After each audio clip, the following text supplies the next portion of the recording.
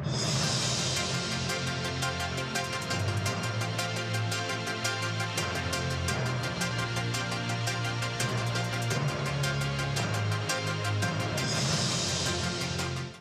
very good morning to you and welcome to the news update live on News TV. I'm Oyin Priya Krumale. Now, the presidency says Nigeria is firmly on track to meet its 2025 non-oil revenue target after collection rose to 40.5% to 20.59 trillion naira between January and August compared to 14.6 trillion naira a year earlier. Presidential aide Bayo Onanuga said that the performance driven by fiscal reforms, tax compliance and digitized system marks Nigeria's strongest fiscal showing in recent history. Non-oil revenues now accounted for 3/4 of the government income, with customs contributing 3.68 trillion naira in the first half of the year, 390 billion naira above target. President Tinubu said the growth is reshaping Nigeria's fiscal foundation, reducing reliance on oil and easing pressure on domestic borrowing. Monthly allocations to states and local government also crossed 2 trillion naira for the first time, enabling higher spending on infrastructure and social services. While oil revenues remain under pressure from the weak prices and production shortfalls, the presidency insists that reforms are broadening the base, with gains expected to translate into jobs, schools, hospitals, and better living standards for Nigerians. President Bola Tinubu has directed compulsory health insurance enrollment for all staff across ministries, departments, and agencies in line with the National Health Insurance Act 2022. The directive, announced by his social advisor on information and strategy, Bayo Onanuga, mandates MDAs to subscribe to the National Health Insurance Authority plan while allowing for supplementary private coverage where desired. It also requires contractors and service providers and public procurement to present a valid NHIA-issued health insurance certificate as proof of compliance. According to the presidency, the NHIA will set up a digital platform for certificate verification to ensure transparency. In addition, the MDAs must verify the authenticity of certificates during license and permit renewals to strengthen compliance monitoring. Tinubu urged closer engagement with private sector to align with the act while preventing undue business constraints. The move is aimed at broadening health coverage nationwide and embedded compliance into the government operations. Nigeria's foreign exchange reforms are being credited with stabilizing the naira and opening fresh trade channels with China, as analysts highlight rising yuan-denominated transactions. Forex experts say that the CBN policies have restored market confidence, curbed volatility, and allowed Chinese traders to accept naira directly in cross-border trade, bypassing the dollar. The renewed $2 billion Nigeria-China swap deal has further supported this trend, boosting liquidity and strengthening bilateral trade. Economists noted that while the naira remains weak, its steadiness around 1,500 naira to the dollar has given investors predictability and improved export competitiveness. Non-oil exports jumped nearly 20% year-on-year in the first half of 2025, with reforms making Nigeria goods cheaper globally and drawing capital inflows. Market watchers said that sustained reserves growth, easing inflation, and improved fiscal revenues could keep the currency stable even as global uncertainty lingers. President Tinubu on Wednesday said the federal and state governments would work with the National Assembly to fast-track the creation of state police as insecurity worsens in the Northeast. Speaking while receiving governors from the region at the presidential villa, Tinubu acknowledged recent Boko Haram attacks that have rolled back earlier security gains. He stressed that the state police rooted in local communities could provide additional safety buffers, while also commending the governor's collaboration with the federal forces in tackling insurgency. Borno State Governor Babagana Zulum, who presented the region's challenges, cited porous borders, unmanned forests, and difficult terrain that make monitoring insurgents nearly impossible. He urged continued military operations in Lake Chad and other hotspots alongside funding for the multinational joint task force. The governors also pushed for infrastructural projects, oil exploration and frontier wells, and stronger federal support as Tinubu pledged ongoing investment in security, education and health care to build the Nigeria of our dreams.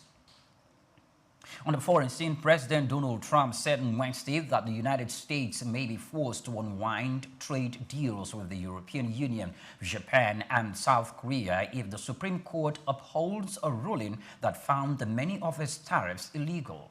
Trump argued that rescinding the tariffs would inflict severe economic damage, stressing that his administration would ask the court to overturn last week's appeal court's decision. He insisted that the tariff had boosted U.S.'s leverage and revenue, but admitted that the deals could collapse if the ruling stands. Trade experts, however, noted that the United States imports and importers, not foreign partners, bear the cost of tariffs, warning that the duties have fueled inflation. Analysts said that Trump's comment aimed to pressure the court by highlighting potential economic chaos, while a Republican-leaning Supreme Court may improve its odds of keeping some tariffs. Legal observers say that the outcome remains uncertain given the unprecedented scope of the case. Critics, including Senator Ron Wyden, said that Trump's stance could add confusion over the durability of the trade deals. Many thanks for watching. Do well to follow us on all our social media platforms at Souk News TV. Coming up shortly is Souk Business Landscape. Do stay with us.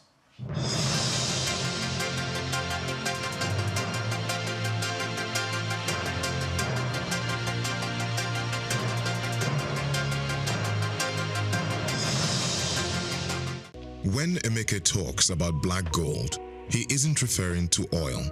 He buys it in sacks, not barrels. He sells it from a metal shack to customers in Lagos, Nigeria's commercial capital. Charcoal is big business in Africa. He says there's enough money in the charcoal trade to make the wealthy envious in several African countries.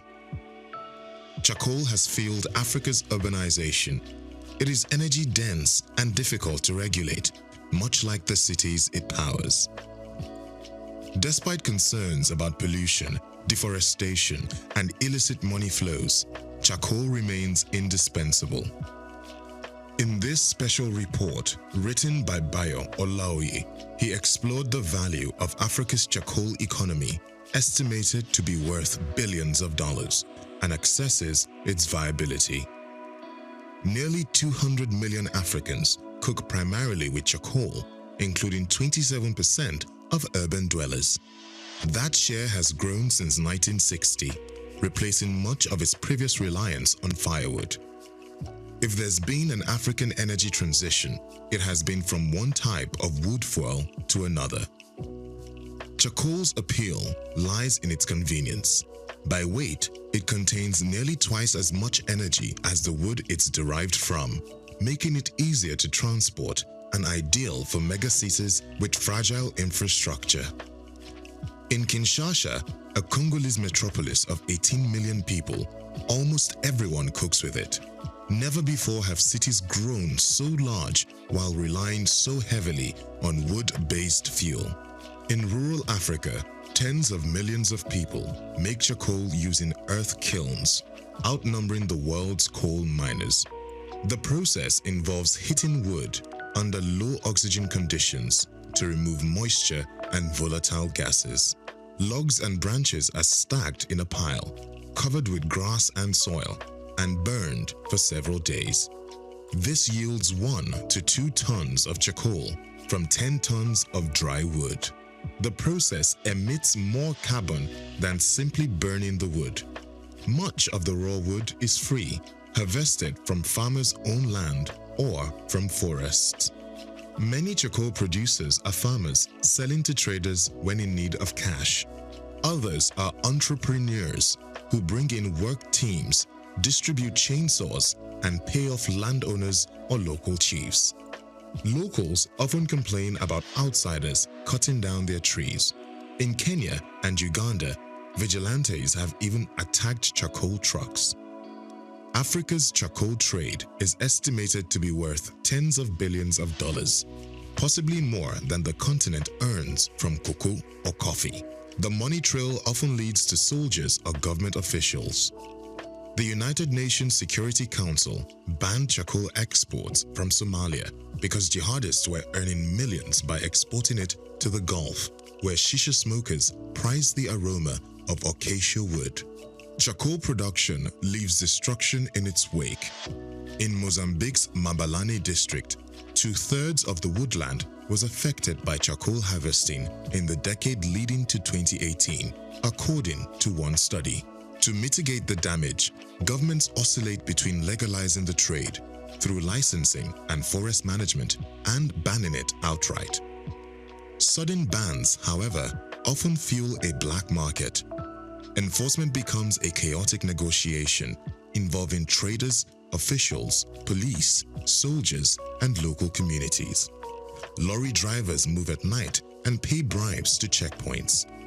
In Uganda, where charcoal production is banned, it's smuggled across the border and transported under official seals from South Sudan. Other policies promote clean cooking. Liquid petroleum gas, LPG, which burns cleaner than charcoal, is exempted from VAT in Kenya. Some companies have introduced metered gas canisters so consumers can pay as they go, easing upfront costs. Today, more than half of urban Kenyans use LPG as their main cooking fuel. Bond Manufacturing, a company known for efficient stoves, has stopped selling its charcoal models and now promotes electric stoves subsidized by carbon credits. Experts say charcoal is on the decline in Kenya, though it remains prevalent in countries like Madagascar and Zambia, where alternatives are limited. Phasing out charcoal will have economic consequences. The trade is informal and decentralized, while gas is distributed through large firms and creates fewer jobs. Charcoal provides roughly 275 workdays per terajoule consumed, compared with 95 for electricity and 15 for LPG. Gas imports also strained foreign currency reserves. For now, most consumers juggle multiple energy sources. Charcoal production in Africa is still growing at about 2% annually. But one thing is clear: as long as there is the ghetto, there will always be charcoal. I'm Moyosore Adebi for Souk News TV.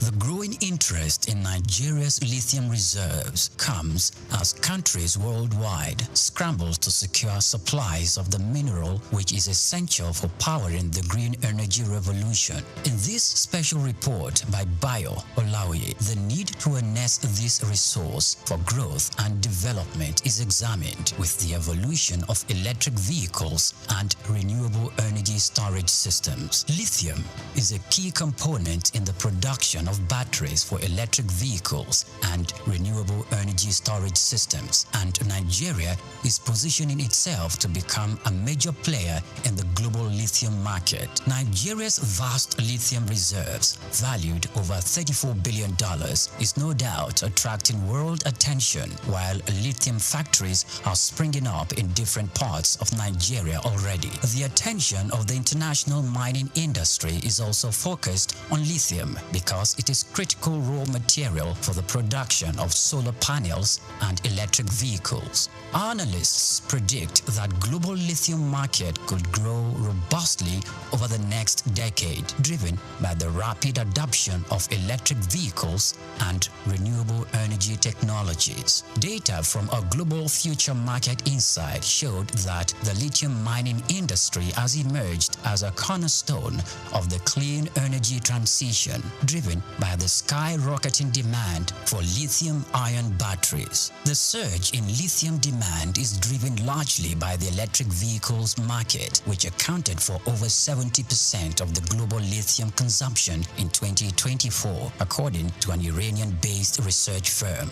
With countries such as the United States, China, and members of the European Union pushing for next zero emission by mid-century, lithium demand is expected to escalate further. The federal government. Indeed, the Ministry of Solid Minerals Development should intensify efforts geared at renewing and resuscitating the viable lithium industry in the country to its full potential. As Nigeria diversifies its economy into other sectors, the lithium industry offers hope and expectation that this sector would earn more revenue for the country. Nigeria should not just watch with folded arms, but must strive with the political will to develop and strengthen the country's vast lithium reserves.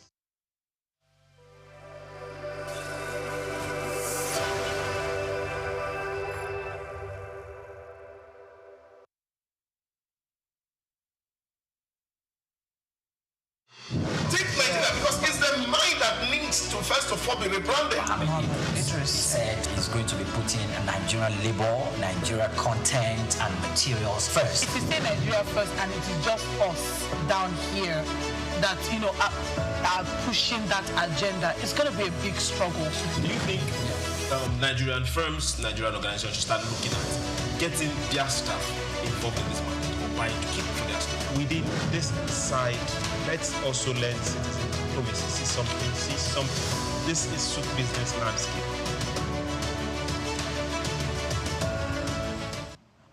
Hello and welcome to Souk Business Landscape. Yes, your weekly guide through the shifting tides of finance, governance, trade and enterprise across Africa and beyond.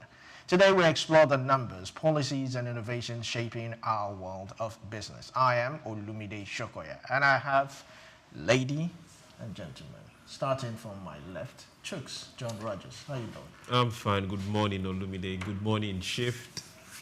Swift. All of the above. We are shifting ships That's today. how Emeka Ike says it to me. He calls me shift, swift, Yeah. quift, and he never gets it right. I don't Does he get to thrift? He doesn't get there. Cook. My name is Chooks. We'll have a nice one. Welcome to SBL. All right, the beautiful lady sitting by my right is Swift Adinriton. How you doing? Good morning, Nigeria. Good morning, world. As you can see, I decided to turn up in red because I came with some fire today. And I'm sitting opposite Chuk, so it's going to be a good crossfire. Red means danger. Should we be worried? It also means confidence, readiness. It means your availability to money. The atmosphere and the universe is bringing money when you wear red. Okay. Traffic signs, it means stop. Red also means danger. Well, different strokes for different folks.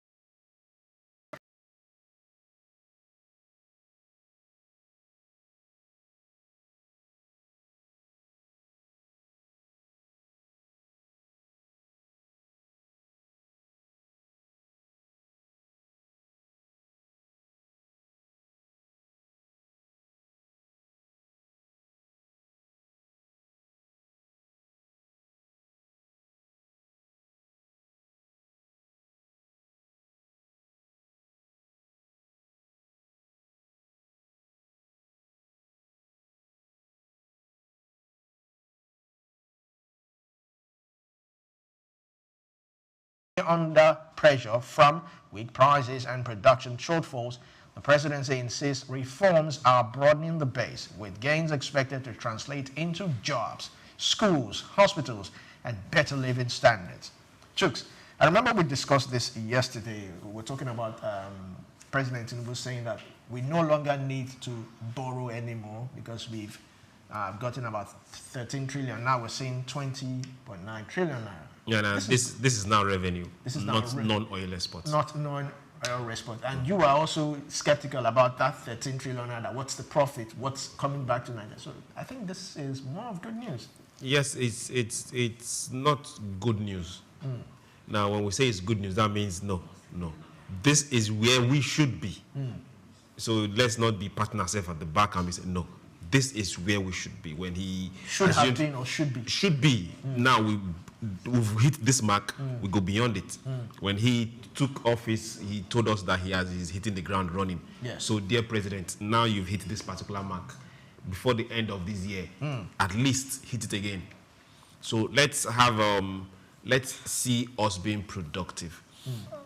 While we look at revenue drive, let's also look at the factors, the elements, and the human beings and the engines making sure that this revenue is achieved. How do we make sure that they are sustained, the human beings, the companies, and not fleece them? And now, let's now look at the figures. 20.59 trillion. Yes. I guess. Now, our budget is 54.99 something trillion, so it's not 3/4 of our budget yet. We are trying to see at the end of the year, can non-oil revenue give us that budget? That way we know that we have excess. We can now budget without fear and not be shifted, dependent on fluctuations of crude. We can now do anything we want to do and be able to say, okay, let's come back and start having excess crude account savings. That way, as a nation, we know that we are building. We can now start looking at infrastructure. Now, let's now go back to those particular basics. For those companies that are bringing this in, what better government policies can we put in place to make sure they double their effort? Yes. Now, a lot is coming from customs. So I want to believe that custom, yes, we were there some weeks back. True. They are becoming more transparent. They are becoming more digitalized. A lot of their collection, they are removing the third party and human faces away. So we are seeing revenue go directly to where it's supposed to be. Yet they should still do more. But while they do more, exports, the more we reduce the charges on export, the better for us. Then let's also look at tariff on, we are import dependent. How do we get tariff that does not affect industry production here, but gives the goods produced here chances of survival and doing good? Swift, coming to you. Yes, boss. How significant is this 40% jump in non-oil revenue for Nigeria's fiscal independence? Okay, so the significance of the oil reform, of the fact that revenue is now coming in from other parts of the budgets or other parts of the economy that is not oil-based. It's not, we are not dependent totally on oil and all that. It means that the reforms are working. It means that this is the right step that the country is supposed to have taken years ago. How are the reforms working? Last month alone, we saw that a lot of companies were finally the tax transparency through digitalization. So it's now transparent. Whatever you are paying, you are not hiding figures. Yes. And these figures were brought out. And when Nigerians saw the staggering figures of what a lot of companies are paying, people were like, wow, they are remitting this much in taxation. And most of these companies were even bragging about profitability. You're looking at the Dangotes, you're looking at the BAUs, you're looking at the network companies, you're looking at public schools or private schools, I mean. And these people still made, their turnovers were still beautiful, especially those who are on the Nigerian Stock Exchange. So it just means that where has all this money been going to? Like they tell you, all developed economies are built on taxation. And if it's done right. Now, by the time they brought out the taxation policy of 2024, which is supposed to reflect 2025, 2026, we saw that the president has said something, and the tax chairman, he had said that they want to ensure that tax is being paid by the higher citizens and not the low-income earners, by big businesses and not the small SMEs, and which is reflecting. So these people don't have to pay basic tax. You are no more taxed for food, for VAT. If you have a smaller company or a supermarket, food, every taxation on food, VAT on food is taken off. Health insurance, everything health, so medical supplies, medications are taken off. So it means that the common man is supposed to be more relaxed. Unfortunately, which I'll say, the government does not have a structure where you implement certain things. So I still go to the pharmacy and I'm still seeing that drugs are expensive. and I know that the 7% or 15% tax that were being paid before to import gloves, even as small as nose masks that went up during COVID, I'm not seeing the difference in price. So I think we need a regulatory board for this, because that's why the common man is feeling that the reforms of the federal government is not working. Trickling down. It is actually working. We need a reform. We need a system that monitors the funding. In other developed countries, you have I've forgotten what they call this, where you find out, you come out and you say, okay, if bread is 200 naira today, if wheat has fallen down to 150, bread automatically needs to fall down. So let me give you a good example. When dollar to naira climbed to about 1,000 to 1,003, bread went up from 300 naira. That's a big loaf of bread. It went up to about 800. As a result of flour. As a result of flour, because that was when the Ukraine war started, and they were like, importation is this and that. Now, and dollar price. So we're like, what concerns us with dollar? They were like, look, they import with. Now, dollar price went up to 1.9. Bread rose to 1.3 in the mainland or regular areas. Come down. It went to 2,000 on the island. Now, dollar is at 1,550. It has been there for over 6 months. Yes. If we have a monitoring body, that monitoring body is supposed to find out, with coming in, if you were importing at 1.9, now you're importing at 1.550, or at most 1.6. The same bread that moved from 300 when it was at these prices, can it move down? We are talking of a lot of things, from noodles to cereal. So it is this monitoring body I feel the federal government needs right now, so that the low-income earners, the common man, in quotes, can start to benefit and sit in from the reforms. But the reforms are very beautiful. For us to have a 40% in just 1 year, it means by next year, when more companies are now remitting taxation, where there's now more transparency, where I can click on my company and see how much we are giving, and just in case we are not giving enough and the company has shortchanged the federal government, I can send an email. At this point, I think federal government also needs to put an incentive to win whistleblowers, because there are some companies that find a way to, hide so that the chairman can travel to Canada, Dubai with a girlfriend. I once knew somebody who was living beside me, and she met a chairman in a particular company, and suddenly she moved out, and we heard she had moved to a bigger brewery. Well, on the island then she moved, and the man said for a birthday gift, he wanted to just buy a house, and he bought a house of over 300 million naira. And this man was not remitting tax. In fact, when his company, he took loans that he wasn't giving back.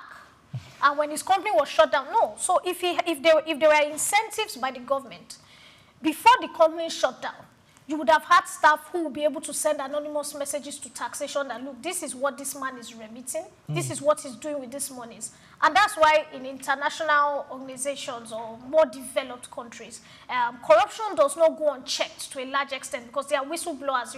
You are rewarded. You are given a $50 here. You are giving a children's school for doing something. So amazing work by the federal government. Can more be done? Yes. We still have a long road to go. We still have a lot of implementations to go. It's not just the taxation.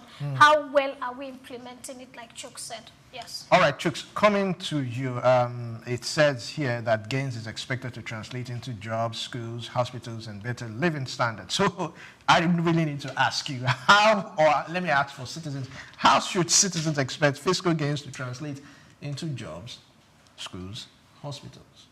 Yes, let's start with schools. We have NEFUND, and we have the petroleum scholarship stuff too. Now, all of this, there are in the Tax Act, there are specific taxes that is going to fund all these particular funds meant for tertiary and secondary education. They are there in the Act. So that has started already. So we are going to see more funds coming in for this particular organizations to fund tertiary institution. We also have the student loan.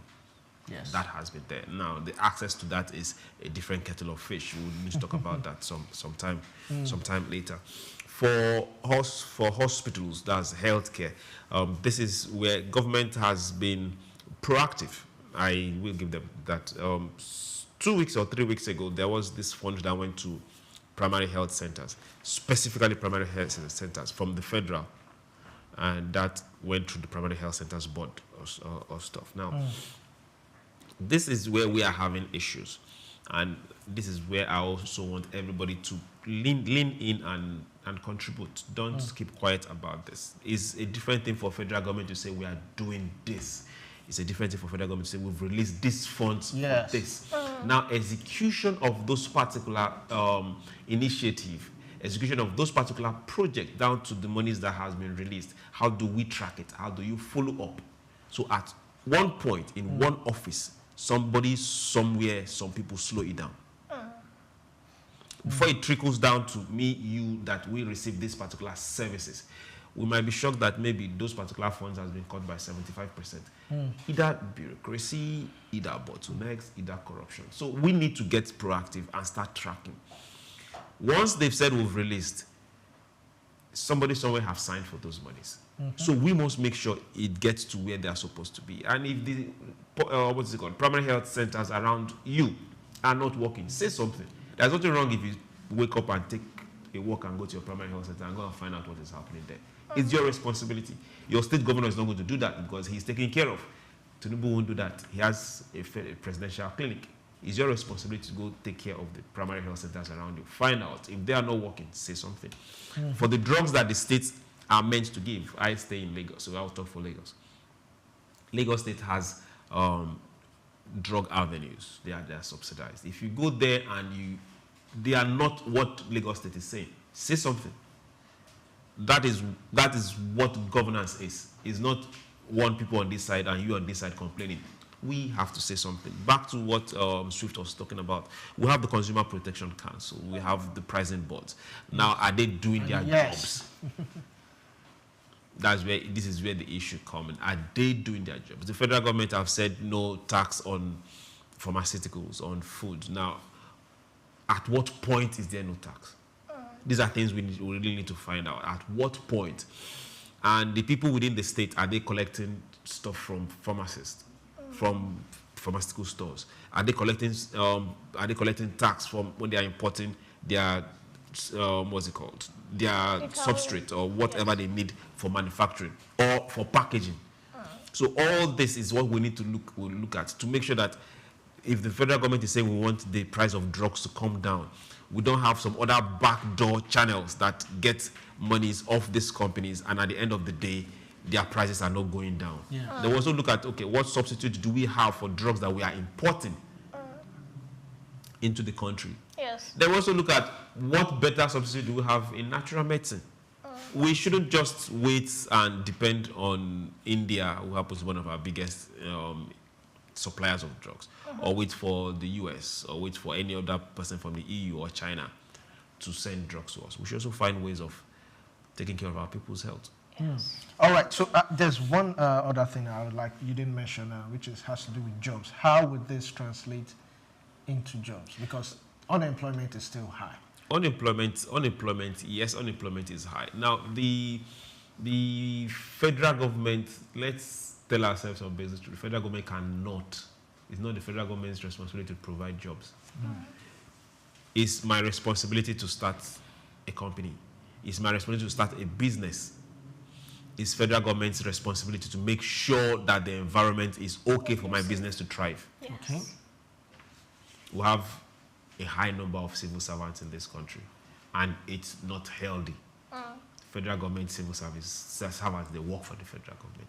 Federal government, we've seen it over time. It's peculiar to us. We've run down NITEL, NEPA issues, NNPC. Water board. Water board, if it still exists, is a name that... It still exists. It still does. It's still a name that if we tell our kids now, they'll be asking you, what do you mean by water board? Exactly. Now, it's our responsibility to get out the food chain and create some productivity. Start a company. If there is a particular thing that you like and is being imported, how can we replicate it here? That way, if I start, I will employ my younger brother's son.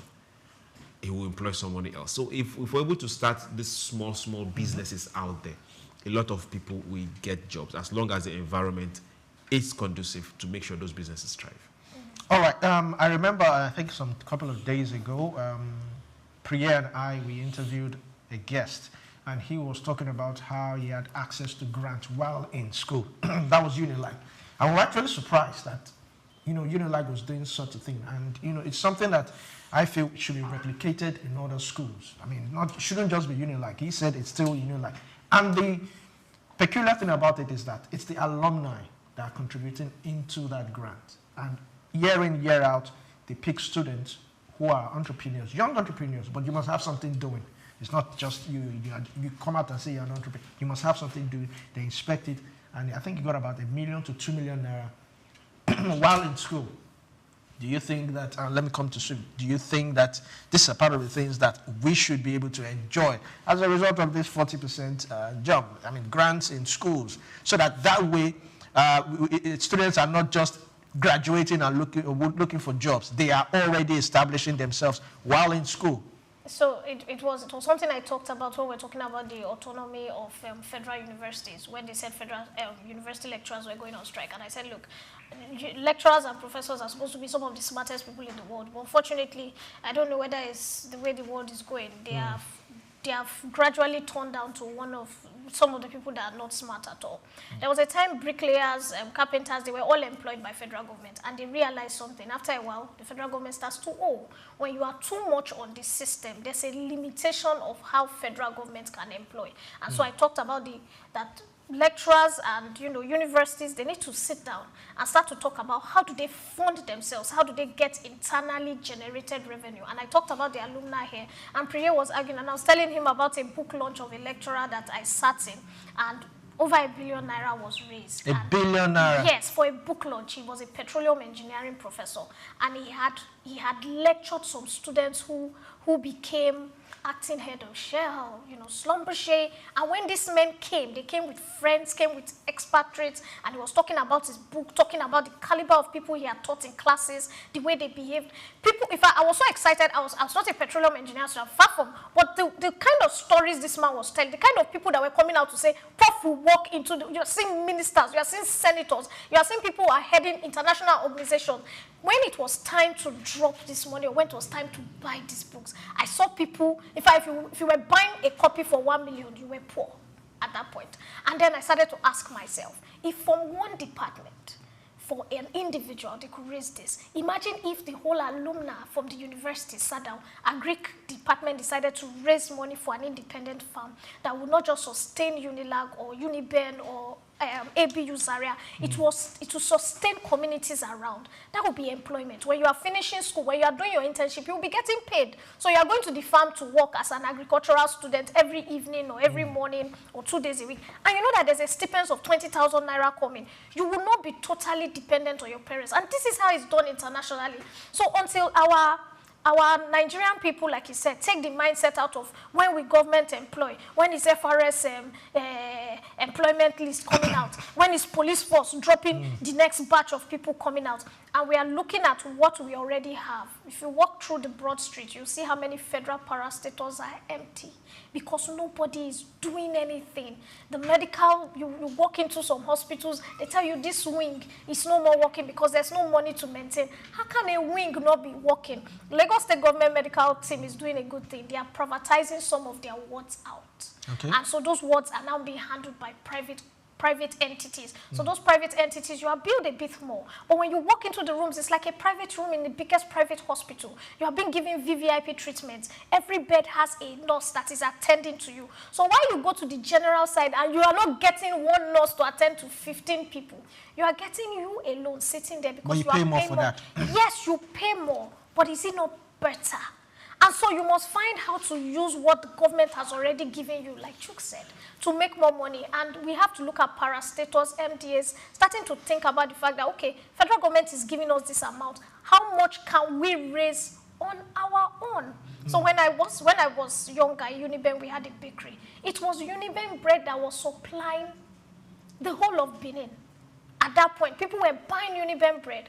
But as time went on, somebody came, one VC came who they said handed it over to the wife handed it over to the wife's sister, and then they said that it was no more Uniben in charge of the bakery, it was someone else, and another bread came out that was being baked in that particular bakery that caused a lot of problems. And so initially these universities were set up to a large extent to be autonomous, to have jobs for students, but what has happened to them now? If we start to replicate all this in the university system, the state governments will pick up. Our state universities will pick up. Our secondary schools will start to pick up, and then it will work. I'm sorry, let me go a little further. Recently, the federal government has decided to include in the curriculum AI technology for all federal schools. This has been happening in private British American schools since. You get in, you see a primary 3-year-old student coding. You see a primary 2-year-old student coding. He has learned French, he has learned German. Every year, he's learning Chinese language. So when you take your children to private schools, when you put some of these children together, it's like they are from two different worlds. It's true. I had a friend at her son at GS3. His project in integrated science was to make a robot. And then I see some students from public school, public university engineering, electrical engineering, they cannot put two wires together. And so you are asking, it's the default of the federal. So I think this system, the Minister of Education, I have to say thank you to him. They are doing a lot, but it's not just writing it on paper. Implementation is key in Nigeria. Can we implement this? If we do, then this country will move forward. If not, we're in trouble. All right. Quite an interesting one. So let's move on to the next. Let me tell you something. I wasn't looking at it. Before we move on, is the responsibility of the government, federal, state, local government, to provide some form of health care for the people. Yes. Not everyone can afford the private hospitals We or agree. the private wings We agree. of the general hospital. We agree. So those particular social interventions coming from the health sector, it is well. Sorry to cut you short. I remember there was a time, we heard that even the prince in Saudi used to come to UCH, University College Hospital in Ibadan. It was the biggest. Yes. Yes. It's what you put in is what you take out. That's because UCH has always had a private ward. They still have it now. It's not about private ward. So let me explain. The private ward sometimes makes up for the general ward. Because I remember staying in a private ward, in a particular private university, in a hospital. And when I was about to leave, I had a procedure. And then they told me that there's another woman somewhere. They were doing, it was called a woman for woman thing. So you give birth, you are rich, you've paid 600K, and they tell you there's another woman who cannot afford 50,000, which is government price. Can you help? No matter how small. This initiative still go on in federal. I was at Island Maternity the other day, and the pregnant women, there's an initiative that comes and gives them baby baths, soap, the first set of 4 clothes you can wear, diapers and covering. So these initiatives are still going on, and they are being paid by many of the richer people. But the problem is we have not made our hospitals not attractive. If you make your hospitals attractive enough with the private, because a lot of private rich people want to do philanthropy, but they want to see what they are doing. So to also come in, there was a time, even when these private hospitals were coming up, there were some certain procedures you could not do in the private. You had to go to the federal hospitals to perform these surgeries. There was a time like that. It's not there was a time, till now. Now, a lot of the federal hospitals are tertiary institutions at the federal hospitals. The teaching hospitals are tertiary institutions. So there is no, what's it called? There is no private hospital as big as our tertiary institutions. So that is where you get your major consultants. Now, even for the, what's it called? For the private hospitals, over 99.9% of the consultants in those private hospitals are coming from the federal hospitals. So it's now a game of numbers and what you put into those particular places. Talent migrates to where it's paid more. Yes. That is just what we have. Or do I call it greed? It's not greed. No, it's not good. So let me tell you why I call it greed. It's not. I had the privilege of working in a private hospital for over 6 years. Now, I run into a consultant at a private hospital. At that point, it was 20,000 naira for consultation. Our government hospital was 2,000 naira. When you go to the government hospital, you can't see a consultant. You first see a GP. Sometimes a medical student clerks you. You go back the next day or the next 2 days. They have made it a bit better. Then you now see a GP. The GP now takes you. You now wait to see a resident. Remember, you have a big thing. This is 3 weeks coming. They refer you again to another 2 months. Before you now see a junior consultant, they will be telling you our Oga. Sometimes that senior consultant will just come to the door and be like, wait now, I'm coming. And be like, hello, madam, yes. Then the other person, they don't even talk to you as a patient. They ask the doctor, yes, what's that? Okay, it was cleared. Then they explain, it says, okay. I'll write something. And it works out. But you walk into a private university, a private hospital, and you pay that same 20,000, the biggest professor is coming in as a doctor doing PP. That's and you walk in and you see that same person with ease. That same person spends, because there was the hospital I was working in, you must not spend less than 10 minutes on a patient. He will talk to you, he will pet you, he will take your number, he will come back. Is that bureaucracy or that is greed? It's a private business. I see it at the end. It means that these people have lost their sympathy to humanity. Swift, no, that's because not. of Swift, money. calm down. It's calm greed. down. No, it's not. It's not greed. Now, there are, if you go to tertiary institutions, hospitals, I mean, now there are levels, there are student doctors, there are internships. We agree. Hold on now. Every one of this set of people are all offering services at the same time learning. So now, there is specific times is there when the consultant is on sit. And at those times, the consultant is always on sit. It doesn't mean that when there are emergencies, those times, yes, the consultant will definitely come. That's why you have resident doctors. Now, what we are suffering is the sheer number of patients and the sheer number of activities that we have for that consultant. We don't have enough of them because a lot of them have left the shores of this country. That still boils down to that same fact that talent migrates to where it's appreciated the most. And the West and the Middle East, they know that very well, that will produce very good doctors. And they come here to headhunt directly, not indirectly. It's a direct thing. If Nigerian doctors say, I'm not going to work in England tomorrow, NHIS will collapse.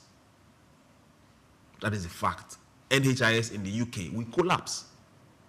Same thing in Saudi Arabia, same thing in the US. It's appreciation versus talent. That is just what we are having right now.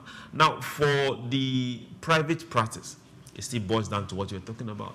Now, the rich man wants exclusivity. And so he's ready to pay for that exclusivity. Now we now have management that have made it possible to access that exclusivity. And mind you, not all that exclusivity comes with the class. Most times they are overcharged. There are hospitals here that they are paying 500,000 naira a day. Yes. And I ask you one particular thing. Is it buying you eternal life? Well, it depends. I don't know if you understand. It's just class difference. Because a lot of those particular things that are happening there, when push comes to shove, they'll still refer you back to that teaching hospital. Yes. I've seen that happen several times. Of course. It has even happened to very, very close family friends. They refer them back to this same island maternity from the very big private hospital. Yes. No. Carry this pregnant woman as we speak now. Take this note.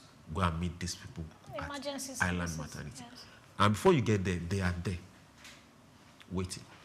So it's more of numbers. So if you have more doctors that are well remunerated and they just, okay, let's stay here, these numbers and services will get better. So minus the numbers I talked about. Now this, I was telling you, happened in 2012. A lot of people complained the way I complained, and it has been revolutionized, at least in Lagos State. So now, in a day, you see the GP, you see the resident, and you see the consultant.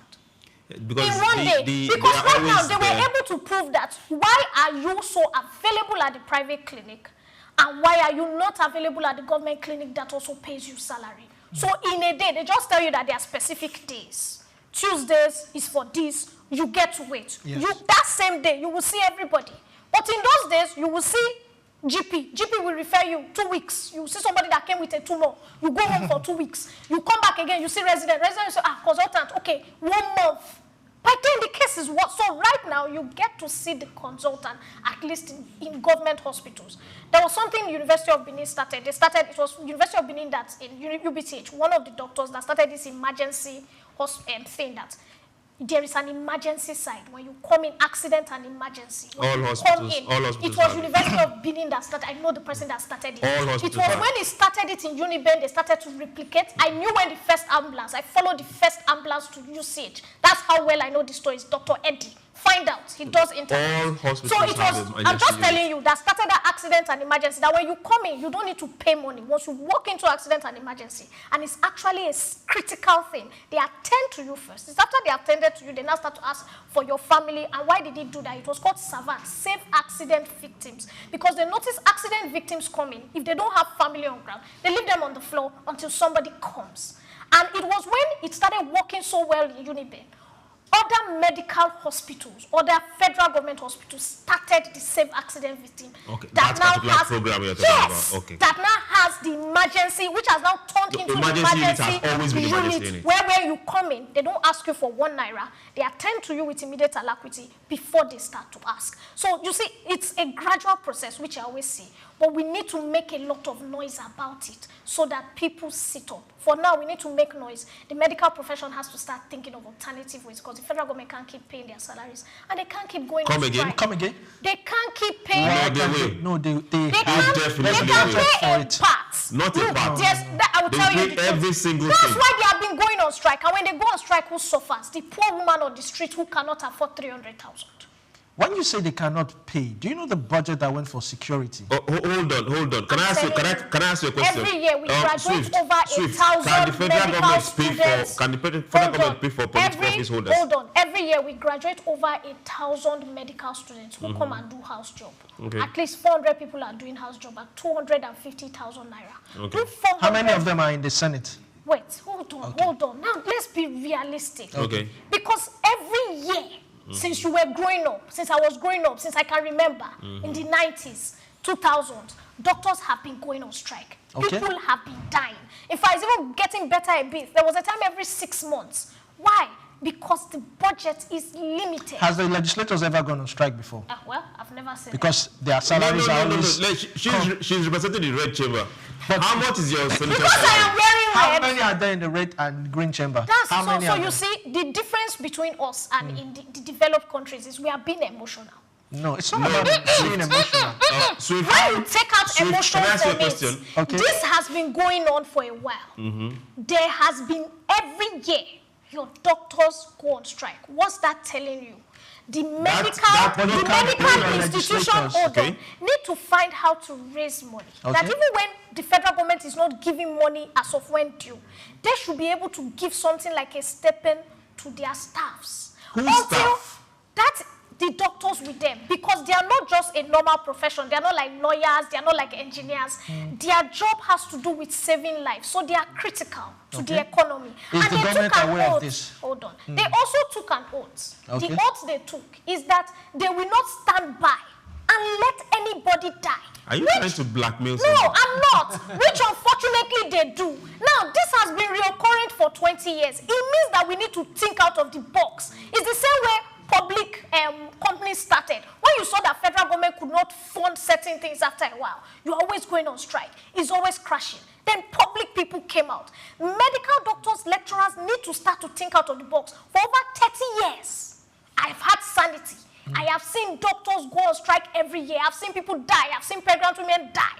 I've seen old people's parents die. I've seen children in ICU abandoned and die. I've seen nurses go on strike. The hospitals have to start to think of a way to become a bit autonomous. That when this happens, if their staffs are not being paid, they can give them something so that they can sit in. Because guess what? When two elephants fight, it's the grass that suffers. When they go on strike, it's the common man and the common man's children that suffer. It's not the rich and the bourgeoisie and the people in the House of Senate and Hold on, Swift.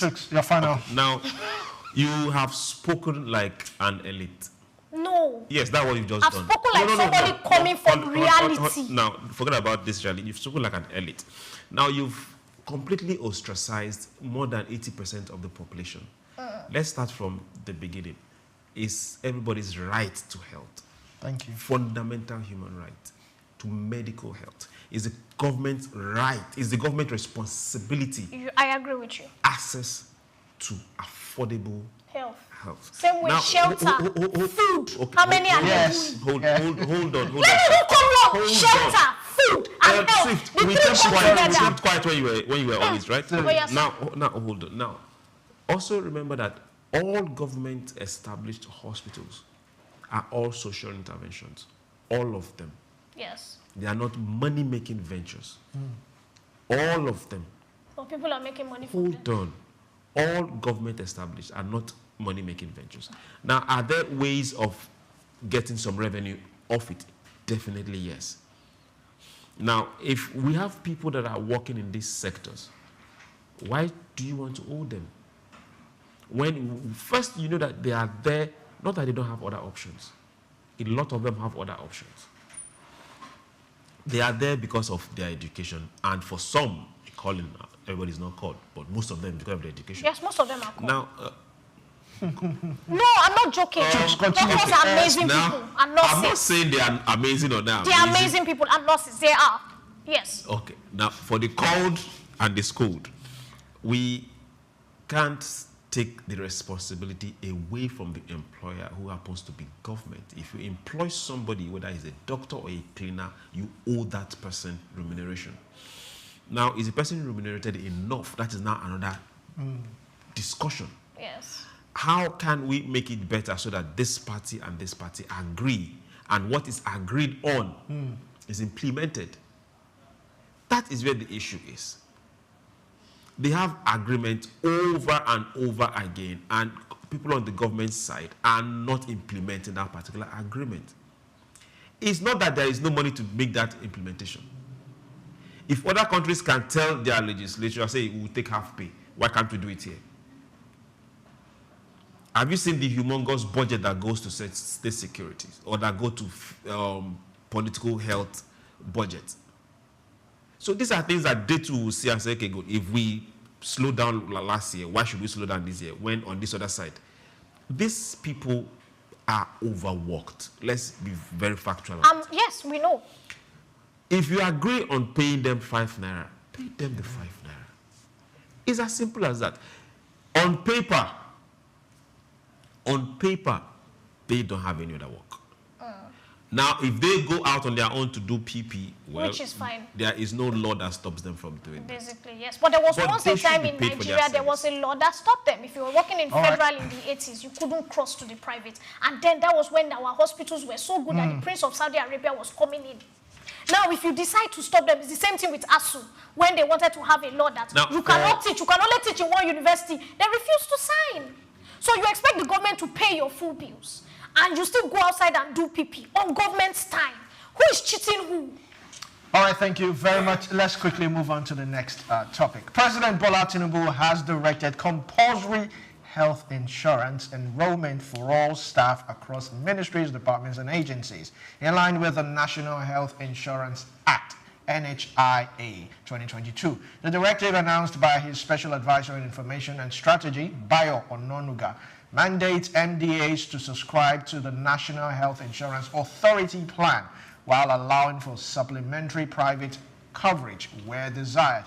It also requires contractors and service providers in public procurement to present valid NHIA-issued health insurance certificate as proof of compliance.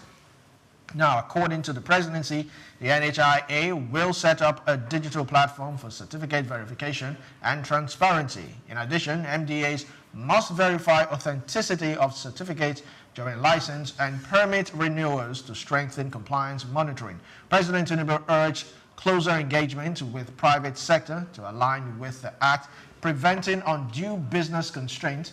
The move is aimed at broadening health coverage nationwide and embedding compliance into government operations. Chooks, I think this would reduce. I mean, funny enough, we're just talking about exactly, and we jumped into that. We're jumping into this. So, what do you think about? Do you think people would actually enforcement? That's where I'm concerned. That's where I'm going to enforcement. How do we enforce this? Now, for this particular one, for the first one is government workers, yes, federal government workers.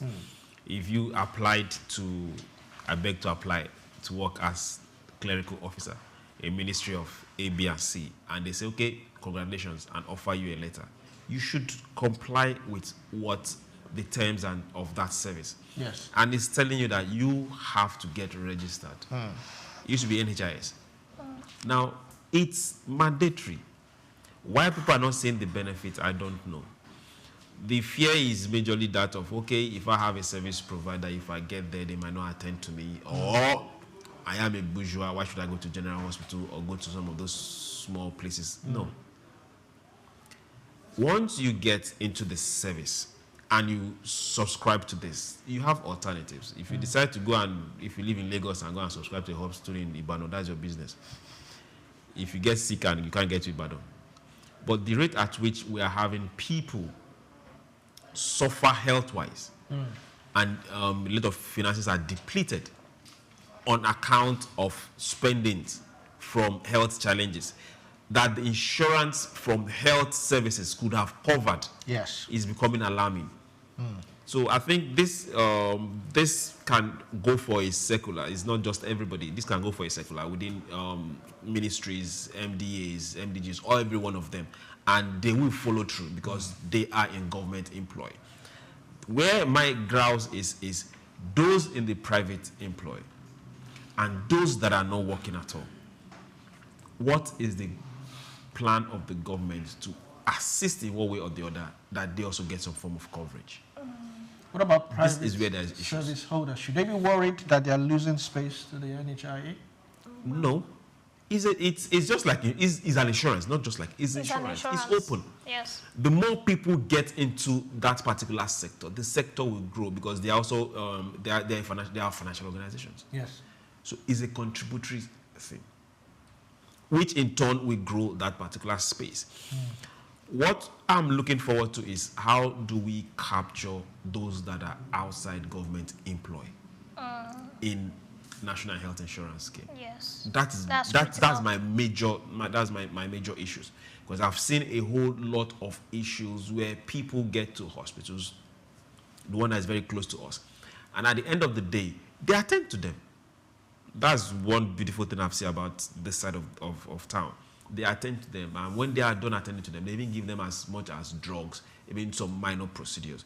And the person cannot pay at the end of the day. And you now see somebody spending 2 weeks. What happened? They don't discharge them. Something as small as 50,000 naira. I'm speaking pidgin. They don't discharge them. And what's happened? You never fit pay the small money where remain. And the person is there, except maybe in the corridor, sometimes sitting down, begging everybody that is working. They will leave you there in the ward.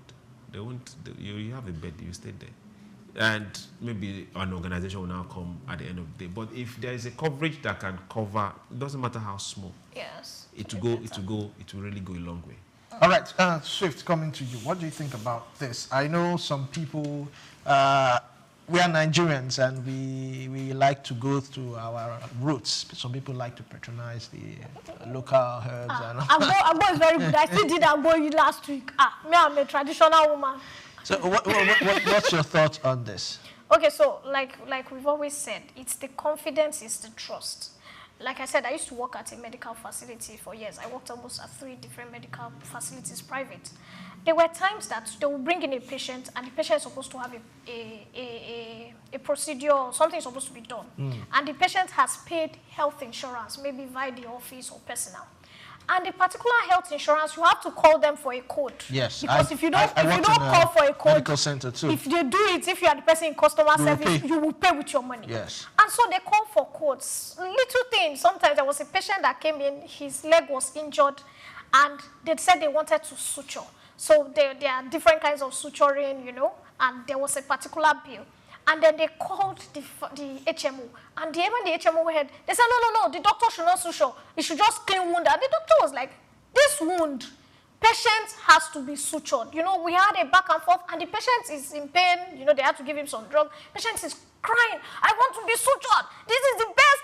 And then what that particular HMO did eventually was they now said they wanted to move the patient to a cheaper hospital, because that particular hospital, the suturing was maybe above their grade or whatever, and the patient was very bitter, and the patient says, okay, how much do you people have? Let me make up the remaining cost. And then the HMO officer comes the next day to quarrel with us that we are making them look bad in front of the patient. Now, what this is creating is the confidence with the HMOs. A lot of HMOs at a time, they lost their credibility to people. You see somebody that is there, someone is sick, there was a time somebody, she had food poisoning, she ate fish, sushi somewhere, and she didn't know she's allergic to that particular fish, and her body started swelling, and she went into coma and some other things. And the HMO came and said, before they pay the bill, they need to do some findings to find out if it's self-inflicted, because if anything is self-inflicted, the HMO doesn't have to pay, so if you try to commit suicide and all that. And the family was like, are you playing? Her face was, I've never seen a human being swell 5 times their size before.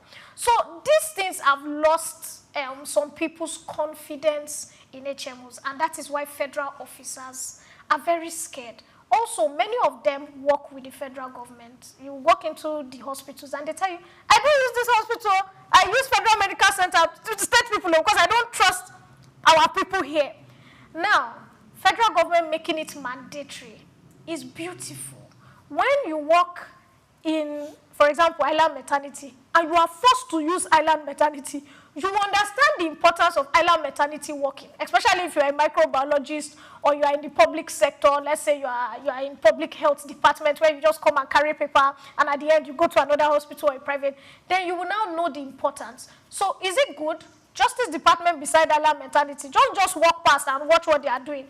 It's not mandatory that that's your hospital. So when you are sick, you cannot, in fact, they should not just make it mandatory like what they used to do in those days. If you even go to a private hospital, you can be arrested because you're a federal civil servant. What are you doing in a private hospital when there are good government working hospitals? So you will find out that the government hospitals will start to pick up certain things that you have looked away from.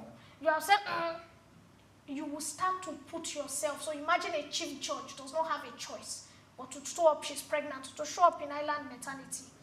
If she will notice that patients are kept for 2 hours before they see the consultant, she will raise a flag. She will be able to communicate to her daughter. She'll be able to communicate with the Commissioner of Health directly. Compared to when me and you go there, sometimes the other day I sat from 7 a.m. because if you don't get there by 7, by 8, they tell you that the window is closed, or 8:30. I sat from 7. I didn't get to see my gynecology past 3. I never went back there. I went to be paying my 50,000 in private. Okay. If all these things are put on the bourgeois are talking. No, it's painful because at the end of the day, the doctor I've seen is also coming from that place. He comes to do PP with me, but when he comes, he will just, madam, my TV presenter, I will just for like 10 minutes. Then he'll do consultation with me for 5 minutes and I'll pay 50,000 naira. When I would have gone to government clinic and there will even be 5 doctors and 2 consultants that will talk to me on the same issue. So I'm having different views. Now I'm paying 50,000 for one view. So that's why government is always better. Okay. So at the end, is this critical to move the country forward? Yes. How will it move the country forward? Because if you make it mandatory, you also have to fix That's what these I'm saying. hospitals. So everybody, it will now be everybody's duty to ensure it's moving. Like I gave you the instance. Chief Justice. It should be the federal government's duty because to of make the way it work. Nigeria is. It's until a big person starts shouting. What way are we? Look, This beautiful country, you say the way Nigeria is. So let me digress a bit. There was a story of a copper that was beaten. It's in Anambra. She was beaten and stripped naked. I'm not seeing a lot of people talking. I'm not seeing the actresses, the social media actresses, putting up a picture and saying, justice for this copper. A young girl below 25 was beaten by straight men inside her NYC lodge and stripped naked. I'm not seeing the Minister of Women Affairs talking. Why? She's a daughter of a nobody. In fact, as of 2 days ago, the poor child applied that she wants to leave the state because she doesn't feel secure. NYC refused that, no, the government, they are not interested in the case, they want to take care of her, and she leaving the state is in bad light for them. But imagine if that girl was a senator's child. Imagine if her father worked in the Justice Ministry, her mother was a commissioner. Immediately the case will go viral. All the social media influencers will start talking. They are not talking because they are talking to get the mother's attention. This is why we are saying it is important. Let the MDAs, let them be using the private hospitals.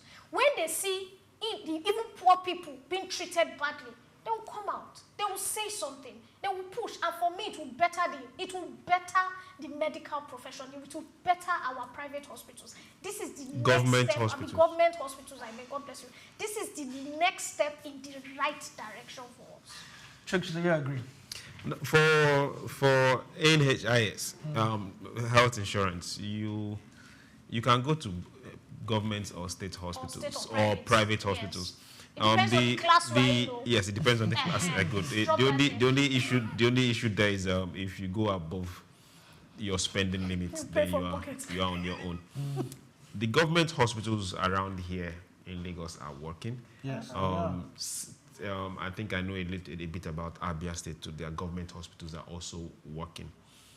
That should be the standard. We shouldn't be having issues where we are worried about going to government hospitals. If it's the time that you're going to spend, yes, go spend the time. I see this as very positive. Now, most people don't understand what this stands for. This is where education needs to come in. There is some years ago, there's this very popular young man in the national troop. He died of malaria. Malaria. 500 naira anti-malaria. Killed him. So imagine if he's well aware of this. And he works in, he's a federal government civil servant. Yes. So he didn't even need, all he needed to do was just walk into the place and get treated without paying because he has a covering. So aside this government policy, the next thing we should be looking at is orientation. People should know. It's not just the secular. Let them know that you can actually get registered and access healthcare. So much has been said. Let's quickly move on. We have a lot to cover today. Nigeria's foreign exchange reforms are being credited with stabilizing the naira and opening fresh trade channels with China, as analysts highlight rising yuan-denominated transactions. FX experts say the CBN's policies have restored market confidence, curbed volatility, and allowed Chinese traders to accept naira directly in cross-border trade by bypassing dollar. The renewed $2 billion Nigeria-China swap deal has further supported this trend, boosting liquidity and strengthening bilateral trade. Now, economists note that while the naira remains weak, its steadiness around 1,500 per dollar has given investors predictability and improved export competitiveness. Non-oil exports jumped nearly 20% year-on-year in the first half of 2025, with reforms making Nigerian goods cheaper globally and drawing capital inflows. Market watchers say sustained reserves growth, easing inflation, and improved fiscal revenues could keep the currency stable even as global uncertainty lingers. Quite an interesting one here. Chooks, what's your thoughts about this? Yes, Is it a good direction? Yes, we've had this on for some years now, and for us to have it renewed and it continuous, it's a very positive one. For everyone having trade deals or importing or exporting to China, this is another thing they should look at. Like we said in the last conversation we were having, knowledge is power. Yes. Just beside us here is one of the biggest markets in Africa, Balogun market. Yes. So the question I want to ask, a lot of their product is coming from China. How many of them there know that they can actually trade with China with their naira? These are questions. Not in yen. Not to go and change the money from dollar to yen. These are the questions we should start asking because a lot of them on daily basis still have to go through the bureau and their bookies around them there to get their businesses done. Yes. And it's happening every day. How knowledgeable are the people, the real people, doing these last line transactions with China? Not the big companies or the big manufacturers that have to deal with equipment or deal with parts or machine parts or motor parts, but those everyday selling, buying people that are importing in small or one container or less every single week from China. These are the people that affect a lot of the economic indices, but they might or might not be directly captured, but they have the numbers.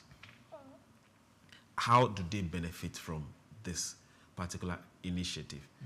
This is where I am looking forward to government capturing them and letting them know that, hey, cut that extra expenses, that extra cost you're spending exchanging for dollar before you transact. Cut it out completely because we already have this in place.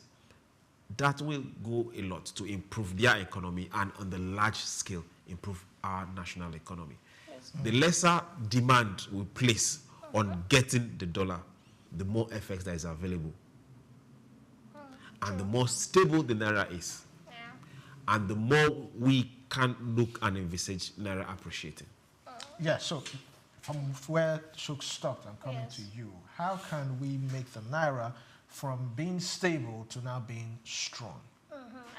In fact, those were my school of thoughts. Like when you say you're coming to me, you don't have any other choice but to come to me. There's just one person at your right hand and one person at your left hand.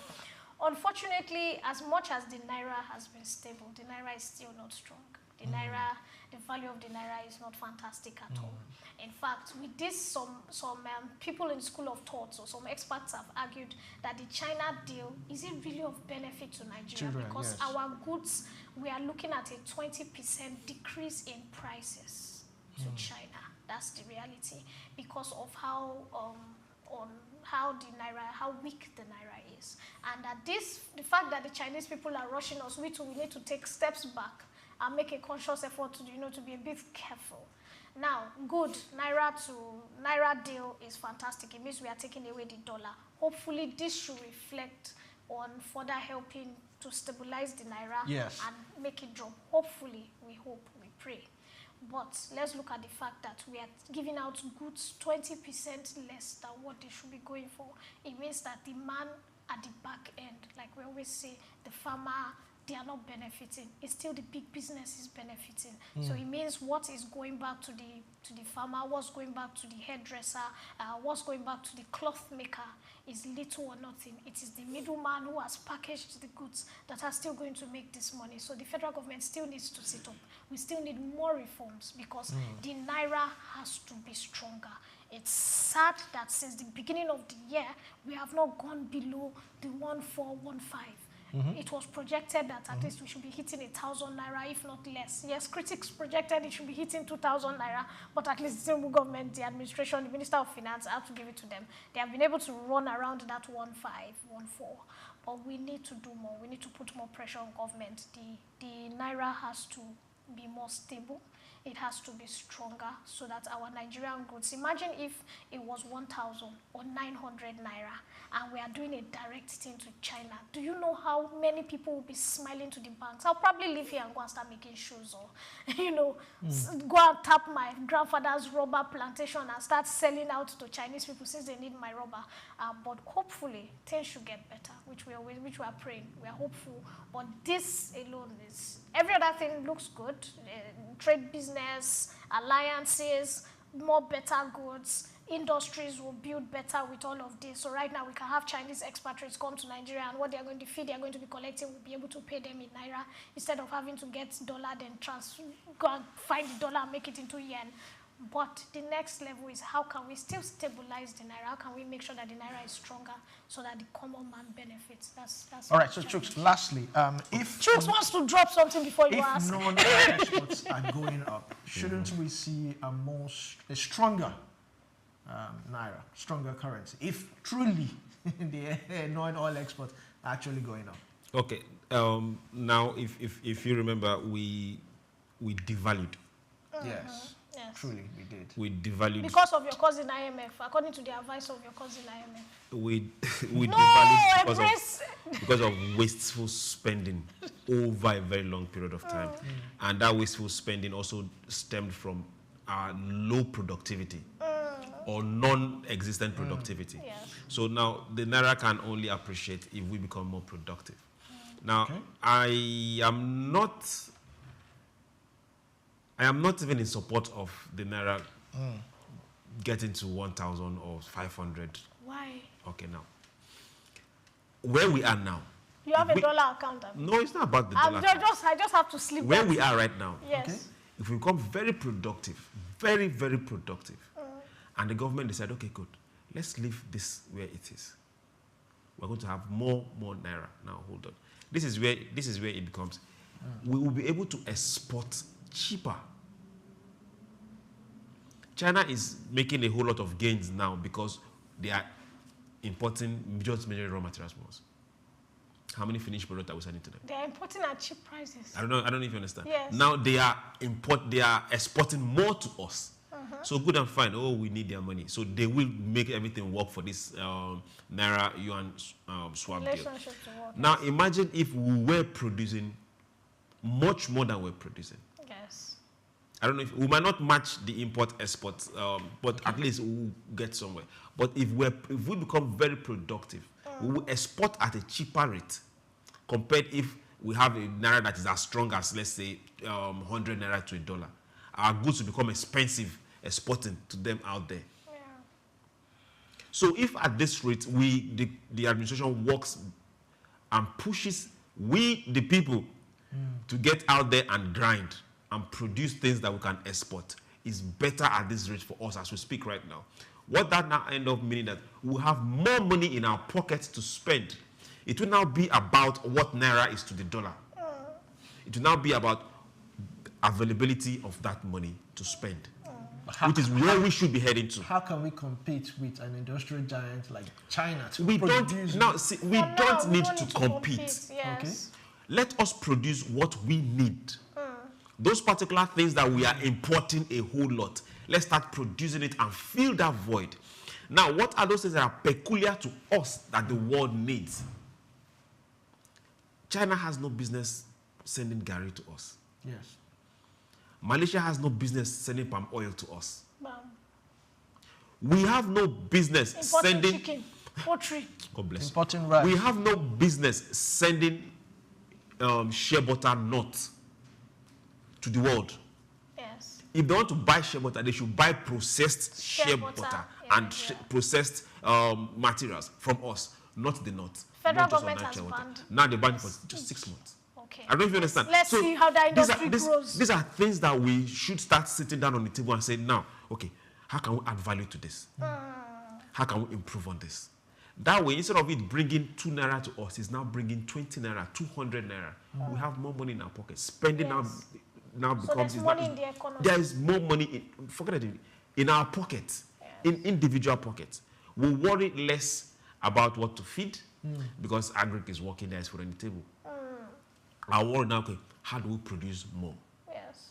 So tomorrow, if Donald Trump wakes up and say, I'm putting 20% tariff on, we say, okay, no problem. We also put on our own goods that we're sending to you. Yes. Or the ones you are bringing, the one that you are bringing to us. We can now match nations by nations. But right now, what are we exporting? Crude, gas, raw primary products, agricultural products. Cocoa, everything. All right, so let's go on a short break. And when we come back, we'll continue with Silk Business Landscape. We'll be right back. Take Nigeria because it's the mind that needs to first of all be rebranded.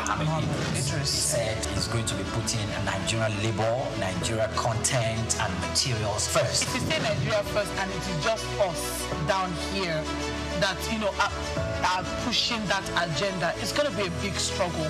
Do you think Nigerian firms, Nigerian organizations should start looking at getting their staff involved in this market or buying to keep it for their staff? Within this side, let's also learn citizen diplomacy. See something. This is Silk Business Landscape. Welcome to Cashcraft, where opportunities meet insight.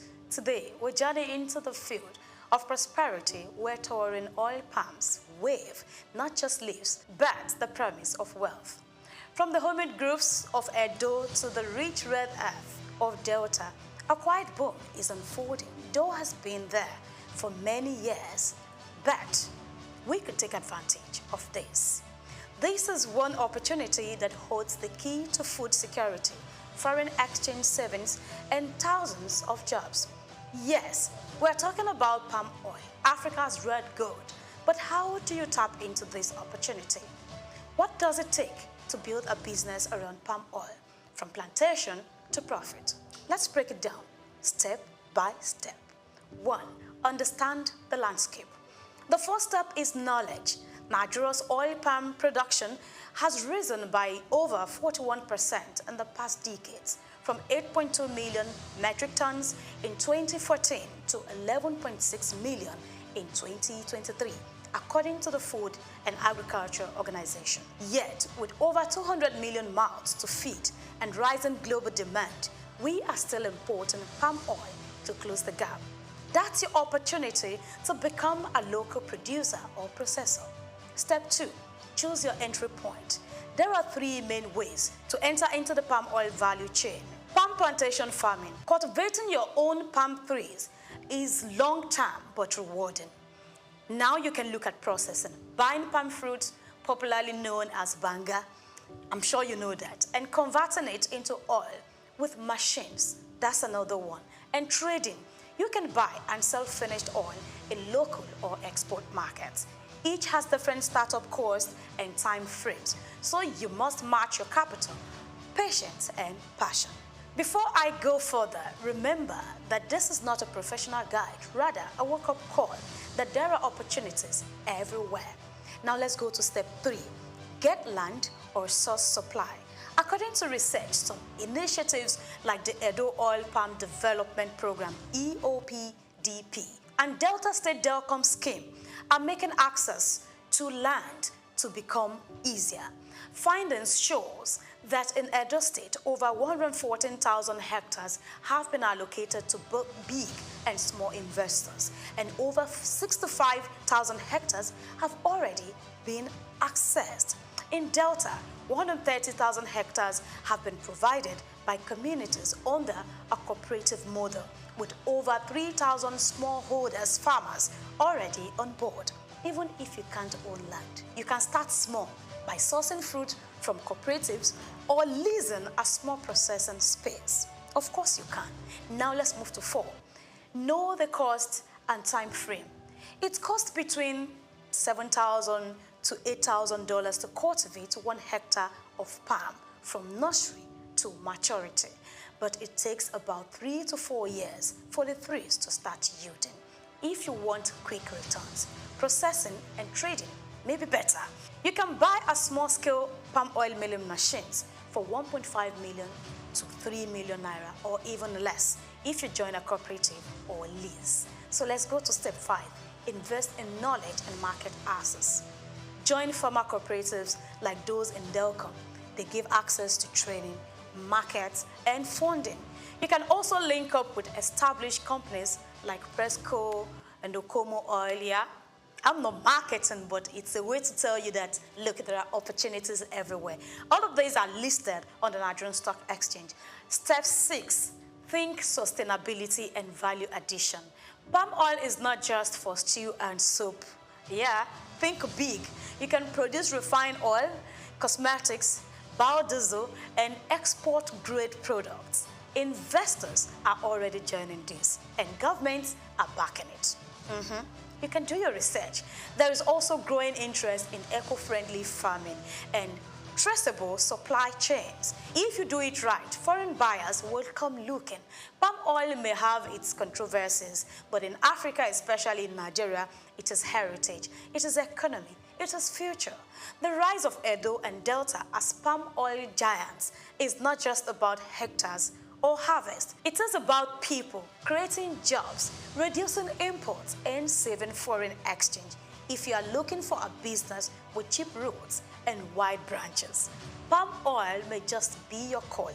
This has been Cashcraft, your guide to turning ideas into income. I am Grace Komalafe. Join us again next time, and remember, the ground beneath your feet might be your next big break. See you again.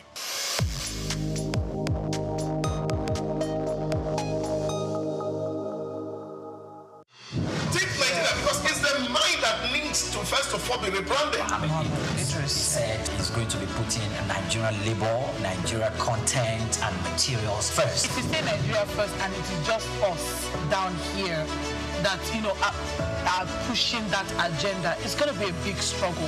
Do you think Nigerian firms, Nigerian organizations should start looking at getting their staff involved in this market, or buying to keep it for their staff? Within this side, let's also learn citizen diplomacy. See something. This is Souk business landscape. Welcome back. This is Souk Business Landscape. Let's continue. President Bola Tinubu on Wednesday said the federal and state governments would work with the National Assembly to fast-track the creation of state police as insecurity worsens in the Northeast. Speaking while receiving governors from the region at the presidential villa, President Tinubu acknowledged recent Boko Haram attacks that have rolled back earlier security gains. He stressed that state police rooted in the local communities could provide additional safety buffers, while also commending the governor's collaboration with federal forces in tackling insurgency. Borno State Governor Babagana Zulum, who presented the region's challenges, cited porous borders, unmanned forest, and difficult terrain that make monitoring insurgents nearly impossible. He urged continued military operations in Lake Chad and other hotspots, alongside funding for the multinational Joint Task Force. The governors also pushed for infrastructure projects, oil exploration in the frontier wells, and stronger federal support as President Tinubu pledged ongoing investment in security, education, and healthcare to build the Nigeria of our dreams. Chooks, for a while now, we've had our own Southwest security outfit known as the Amotekun. I think we have one in the east also, and we have one also in the north. But they have not been fully recognized by the Constitution. I mean, they are just there. We know they are there, but they don't really have that power, autonomy, that federal might like the Nigerian police. And now we are hearing that we're going to have a state police. How do you see all this panel? Because I know some time back, some quarters in the north kicked against state policing. Some have said that governors will use this during elections to have their way. But other people are saying that if a particular police officer is from Isaleko, he knows the terrain, he knows everywhere, Broad Street, he knows Tinubu Square, he knows everywhere, he will be able to better function in his own community than you taking that person from Saleko and throwing him to Taraba State. What's your thought about this? Yes, for state policing, let's go back to the examples you gave before. There are no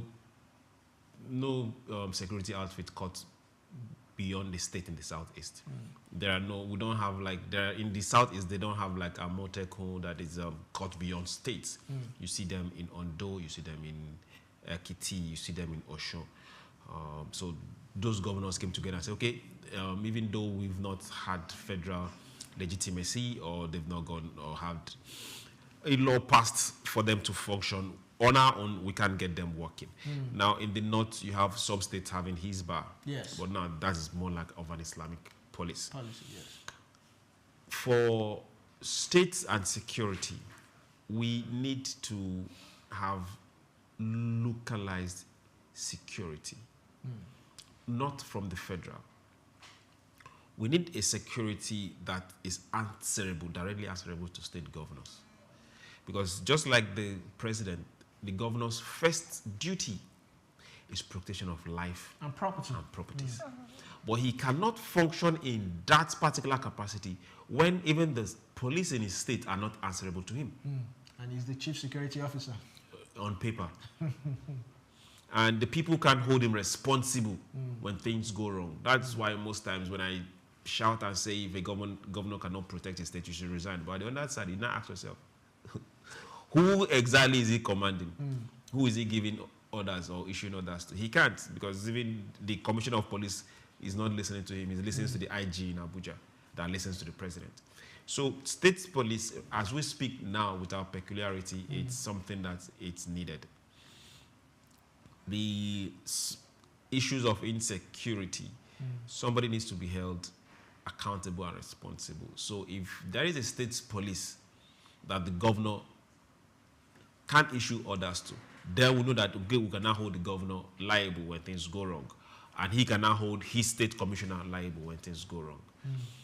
And just like you said, people within the states know their community. You can't take that away from them. We have vigilantes all around. Yes. But since these vigilantes are not backed by law, there is a limit to what they can do. Let's give an example of herdsmen issue. Amotekun have shown over time that they can get rid of that particular menace. Yes. But they can't go all out because the law also amputates some of their hands and legs in getting those things done. So imagine a case where they are now backed by law. That herders and let's not use a tribe to it. That herders issue will be a thing of the past. Yes. Because there are people to be held accountable for that. Also, look at what's happening in the north. Hisbah cannot fight Boko Haram, but the state security outfit can. Yes. And that law backing will give them the required impetus and training and arming to go out there and protect their communities. Some time ago, one of the army heads said, protect yourself. Yes, that is nice. That is what everybody should do. But now, are you protecting yourself with what? With the same arms that the federal government have told you to submit? So state police, right now, we are overdue for it. Coming to you, Swift, Yes. what do you think about this? Do you think if the governor has total control over the state commissioner, he would do right and not use it to intimidate his opposition and Yes. other vices? So the first fear of everybody is abuse of power. Now, I'm not just talking of abuse of power from the governor. The governor is even high. We are talking of abuse of power from the people. Years ago, at least when I was growing up, we heard of the Bakassi boys. We heard of the group in the West too. OPC. Initially, when they started, they were the most reliable groups. They were able to curb crimes in the 90s and early 20s, because at this time, people would come and even steal your toilet bowl. As weird as it was, you buy a new TV on Monday night, someone is knocking at your door and they're telling, we heard you bought new TV, you're welcome, when they take the TV, you know, and it was terrible. Now, by the time OPC came, Bakassi boys came, was he able to curb crime? Yes. But they were having this old punishment thing where they burn people alive, they kill people themselves, bodies everywhere. Where it now got worse was when some particular bad eggs, because you would always have bad eggs, we are now using these organizations to witch hunt people. I'd once heard of a story of somebody who was in OPC who took someone's house. Because if you fight them, his boys will come for you. It also came with the same Bakassi boys at a stage, you know, they were doing so well. Then at a stage, the rich and the famous got to them. And they were now using them as political tools or as tools to hunt enemies. Now, where can we draw the line? Is state policing needed, like Chuk said? Overdue. Very important. I've always even said, in fact, there was a time I was telling somebody that I think the Boko Haram issue is because you keep sending Southerners there. If you are from Jos, you are in the army, send them. Send 80%. No! It's the truth. Because if I see my hometown being attacked, I see my mother and my cousin being attacked, and I'm in the forefront of the war, I'll fight with my life. My community is calling me that, Shebi, you are there. The kind of information I would get as somebody that is from the community is a different kind of information a Yoruba man is going to get in the north. And I think that's one of the reasons why the war has been limited, because there is a communications barrier.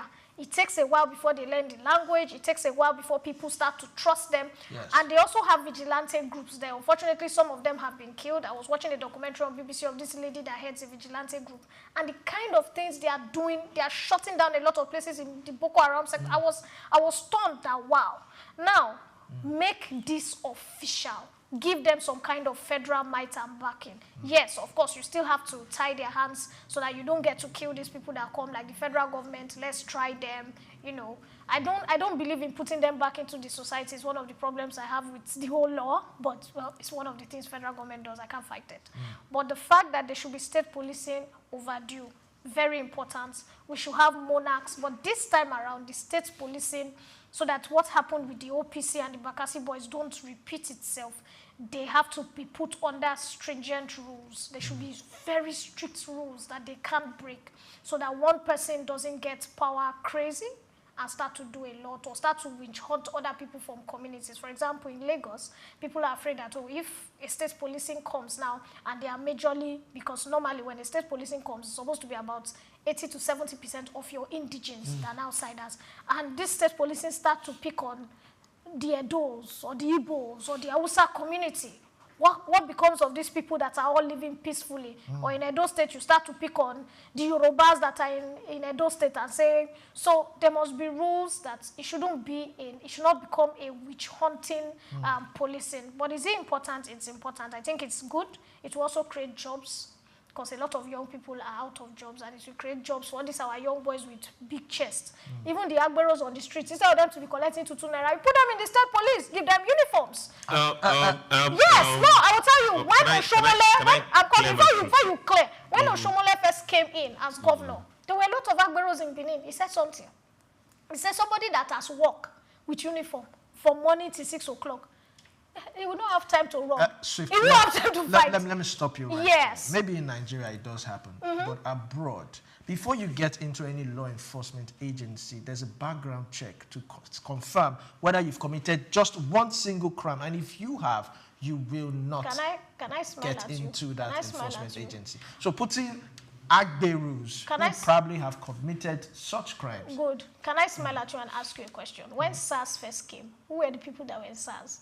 Most of them, they were former ex-convicts. Yeah, are you sure? Allegedly. Hold on. Allegedly. The question again is, how did the SARS end? The way to catch, it's only a thief that can see the footprints of another thief on a rock. Wait, let me, I'm coming for you. Even abroad, when you talk of police abuse, in America, there's more of power abuse in the police force. That's why they had to give them camp footages. And some of them, so we've seen more of police officers killing innocent people abroad than even in Nigeria. What are you talking about? I'm talking about power abuse. That's why I said, is it necessary? It's necessary. But what are the laws we are going to put? I told you, a lot of very strict laws, because we've already had it. Is it going to be successful? It will be successful. But what usually happens after the first 2 years, when the criminal cases, where the issues are cleared, then these people don't have little or nothing to do. And then they now become more friendly with everybody. And so people can now start getting to them. The wife sister has an issue here, and he goes and uses his veto power, which we see in the military, we see in the police. Now, the mistakes we have made with the Nigerian police, the Nigerian military of empowerment and where they fight, what is the next move to be made so that can be curbed? So imagine Omoteco officers with body cams, which our police officers don't have, our state police with body cams. It means that the normal Nigerian police can watch them when they are going on operations and be able to curb them. It means somebody in the judiciary can pick up a footage. So it's not just establishing them. It is looking at the mistakes that were made with the military, the Air Force, and the Army, the problems we have had there, and now use it as a standard so that we do not have the same problems. All right, so Chooks, you were going to say something, so add this to it. In as much as we want state policing, we also have to look at funding, because that's one of the things that is crippling the Nigerian police force. That is why they are on the streets collecting roja or whatever they call it. So do you think that this state policing will bring about better funding from the state government? Yes, most times when we look at, we say funding. Let's not deceive ourselves. The monies are there. We're just channeling them into wrong avenues, wrong quarters. If we want to fund the Nigerian police, the monies are there. It's the same Nigerian police that somebody took billions of police pension funds. This same Nigerian police. Same Nigerian police that somebody made millions from sewing uniform.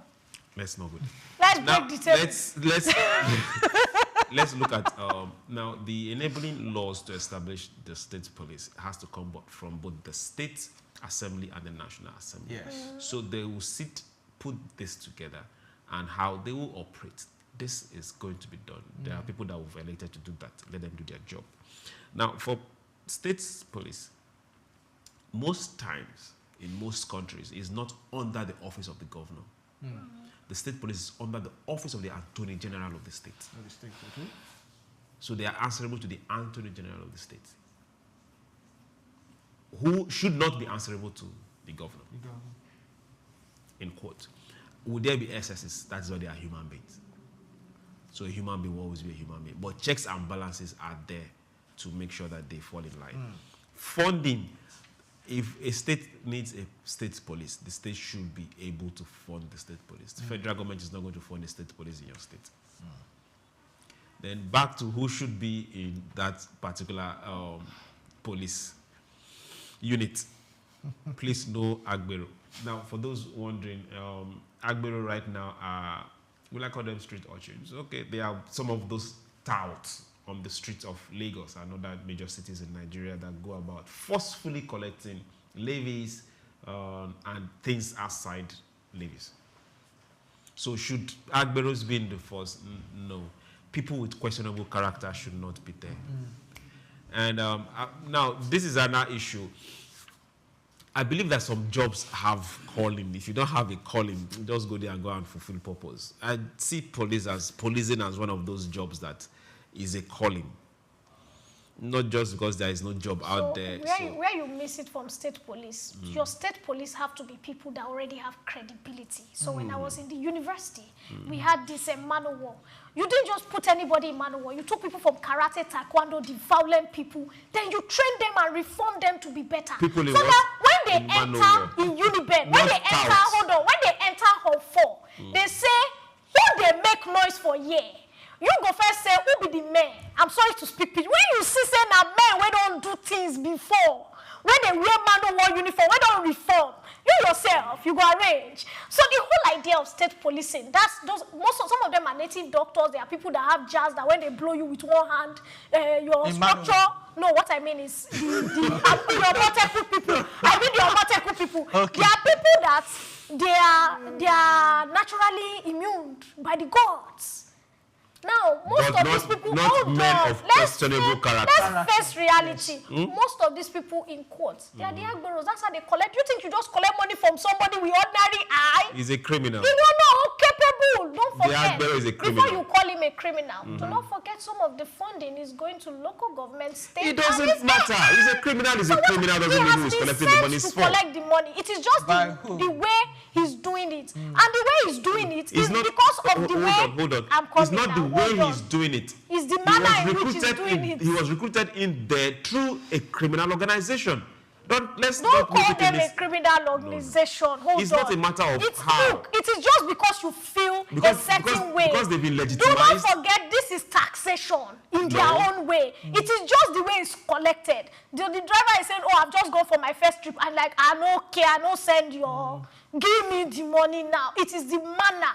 If he wore a suit and he said, oh, I really don't care if you've just collected the first one, you need to refund that money right about now, and maybe drops a gun on the bonnet, and you will not be upset with him. He's an armed robber. It's the same thing. It's the manner. It's the job he has been taxed to carry out. Let's not. So you must understand that state police, let's not they must be strong people. Someone's going to fight Boko Haram. Is it me and you? No. Men will get things. Now they go. Swift. Calm down. Calm down. Now, I don't know. You are making the right side of me come out. Swift, calm down. I don't know about the recruits and all that, but if you enter as a cadet officer into the police, you are being first taken to JOS, their training camp, and you go through rigorous training. We agree. Very rigorous training that makes you well fit. Before you even apply into the police force, there are certain requirements: your height, your feet, all those things, your shoulders, all those things. Have you seen most of these Agberos? Have you seen their shoulders, their height?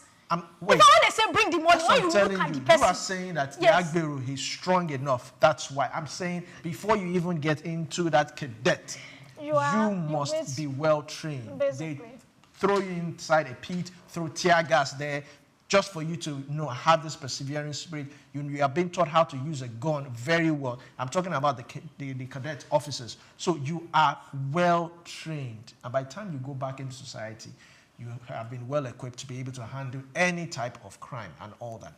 That's for the police force. And now they've even taken it a step further. Now you apply into the university. You do 4 years. And when you come out as a BSc holder and as a cadet officer, probably an ASP, assistant superintendent. So they have taken it further. So they are well trained with discipline, decadence, integrity. But when you this is what I'm saying. Yes. So in more developed countries, when your children were misbehaving, teenage boys from 12, 13, 14, what do? You take them to military camp. What does military camp do to you? I was telling my little cousin that was being naughty of late, and the mother, they sent him to me, and in a month he was structured. I wake him up by 4 o'clock in the morning. We jog. This military. Now I learned something. My small stay in the barracks. I learned that when you wake up early in the morning, they tell you there's a saying as an officer. I say you lay your bed before you leave. Why? So that if you have a bad day, no matter how bad your day is, when you come back home, you realize that, well, something good came out of your hands, your day, your How did they act outside the barracks? Good. Hold on. It's called structure. Like you said, the camps. a child is throwing tantrums up and down, take him to the military camp. By the time you wake him up for 4 a.m., he's doing physical activity for 5 hours. When he's done with it, then you now get him that the strong is supposed to protect the weak. You keep drumming. Everything is a psychological process. Even the baddest of beasts can be tamed. Right words. So you're saying the yes, soldiers that is what I'm saying. So an Agbero that you feel, oh, this guy, put him in a camp for 3 months. Tell him the reason why you are strong is to protect the weak. Do you know some of the, for example, some of the worst prisons that have the worst criminals? Cell block 9, cell block M, I've forgotten what they call it. If you are a rapist and you go there, you'll be killed because they tell you that as a man, you do not molest children or women. So you see these guys that you feel are Agberos, they have amazing, I'm not joking, I'm not here to defend them. They have, I'm telling you see these people you call Agberos? Yes. They are very sentimental to women and children. Be in the middle of Oshodi in the night, let somebody harass you.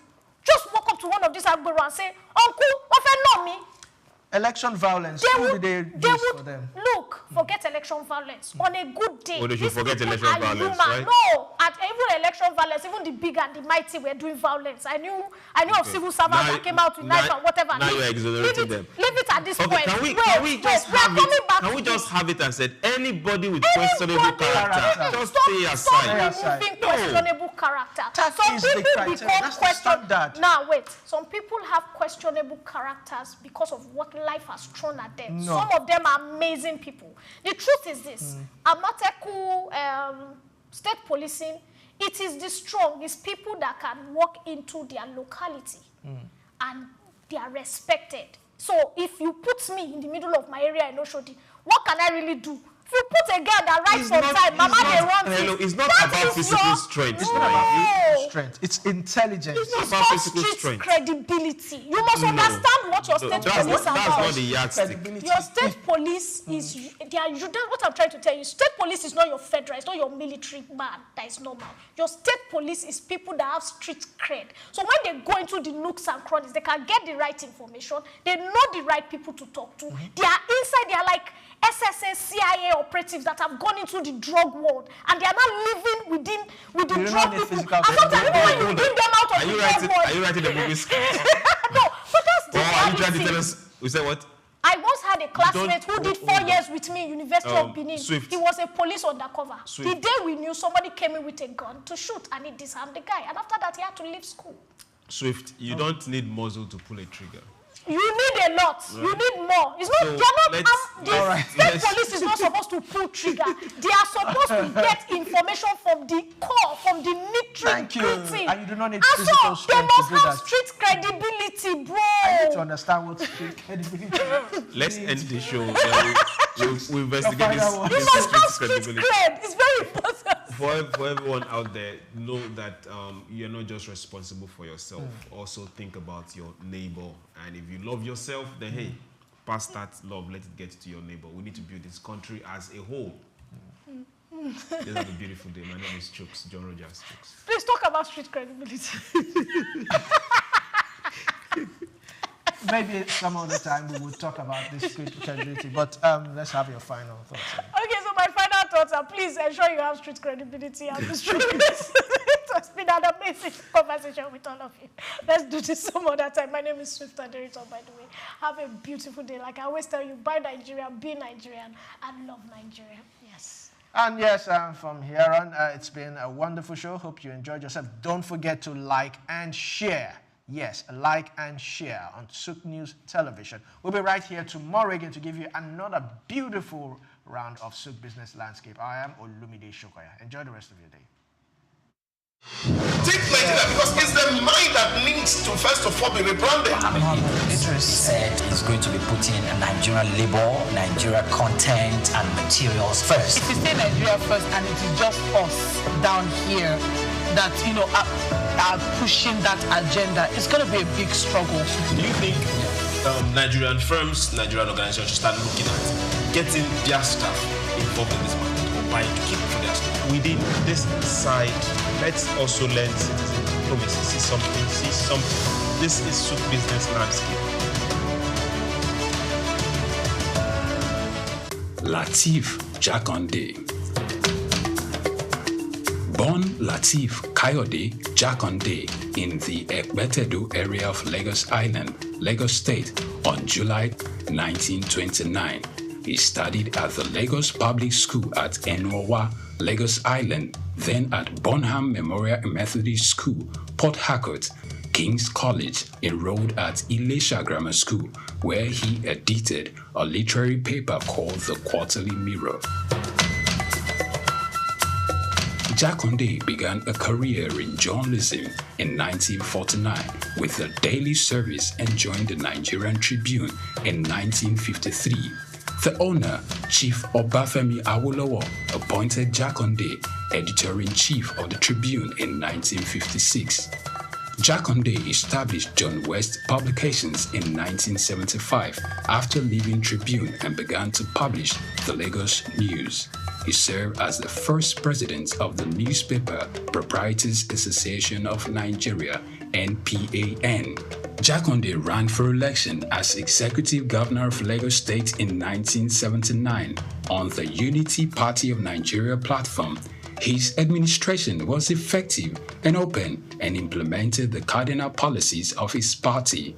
He introduced housing and educational programs targeting the poor, building new neighborhood primary and secondary schools, and providing free primary and secondary education. He gave poor people's children education, and many of them are now very prominent in the society today. Jakande established the Lagos State University and constructed over 30,000 housing units. After the military takeover in 1983, Jakande was charged, prosecuted, and convicted of treason and later pardoned. He served as Minister of Works under the Sani Abacha military regime. He died in Lagos on February 11, 2021. Lateef Jakande was the first civilian governor of Lagos State. Lateef Kayode Jakande. Sook Enlightenment. Afrobeats is a classic overnight success story, except it didn't happen overnight.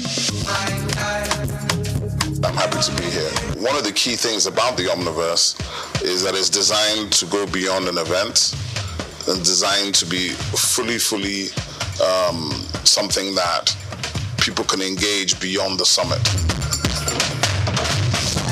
The point being that Nigeria has so much to bring to the world in terms of these things, but we will be bringing fresh energy, fresh ideas, a fresh engagement, and we're obviously open to collaboration. But hip-hop, it never dies. What's the difference between Thor and Shango? Thor is approaching $50 billion in revenue. Shango's broke somewhere outside Lagos. And that's a lack of imagination on our part, Africa, and they're all Nigerian. So to be seen and to be noticed is very hard if you're not in the place where all the noise is being made.